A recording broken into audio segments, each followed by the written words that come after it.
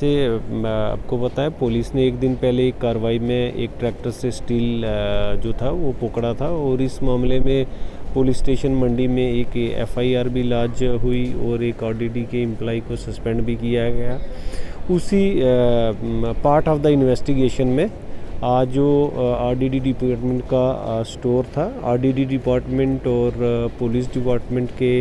Letter के मुताबिक आज हमने उसको सील किया ताकि फ़र्दर इन्वेस्टिगेशन की जा सके।